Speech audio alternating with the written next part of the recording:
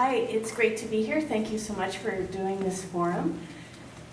Let's see, personal experience. I think I'd like to talk about the way I'm running my campaign right now. We are a very diverse group.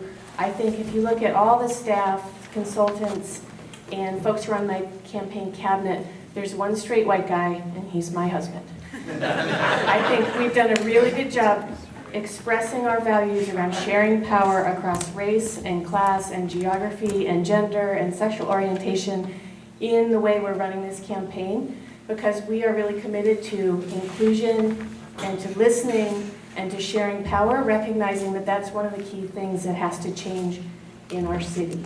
And so I'll hold with that. I think I have a lot of commitment to being a good ally, to listening, to sharing power, to building solutions together, but we can talk about that more through the further questions. Great. So part of my role is to hold our answerees accountable. I would just a little more background on have you worked prior to the campaign on LGBT equality issues?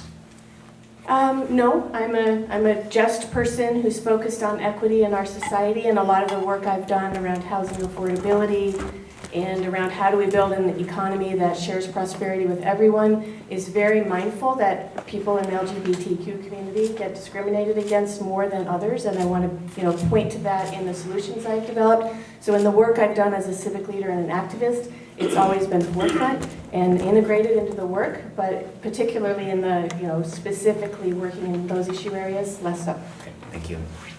Jenny. Thank you for having me here. It's great to be here. I'm a member of GSBA and I've always loved this organization. Part of my important life's work has been on LGBTQ rights. It's been a long struggle, as everyone in this room knows. I see a lot of familiar faces, a lot of new faces. For me, it started really when I came out in the late 80s.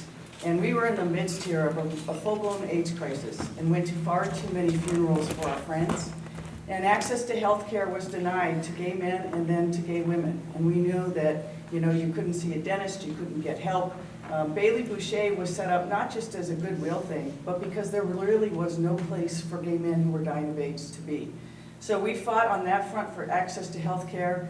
We fought for years for anti-discrimination laws in Olympia. And then Pride Foundation came up with a brilliant idea to really use all of our tools. We went to every business in this region, asked them to change their employment practices, both to give gay people benefits for their partners and to have non-discrimination policies, which was a great ally to have when we went to Olympia year after year. And then Pride Foundation, they had the great idea and worked with Audrey Haberman to make shareholders work on nationwide to put pressure on businesses to have equal opportunities. So we've had to fight on several levels. I was the first openly gay woman to serve on the Washington State Board of Governors during that time. We pushed to have the rule changed so that law firms and lawyers cannot discriminate on the basis of sexual orientation. Required us to go to get a change in the law from the state Supreme Court.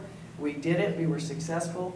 We fought, I was part of the fight against Don't Ask, Don't Tell, the Defense of Marriage Act, and full marriage equality. And one of the things I also did that I'm very proud of was to fight very hard for Christine Gregoire to become governor. And she was able to sign into law finally, after decades, the non-discrimination bill and then full marriage equality. The fight's not done. You look at our trans brothers and sisters, and the same language, the same people are trying to hold them back and treat them differently. So this fight's still on, and I will continue to be in this fight. So we're going to work our way through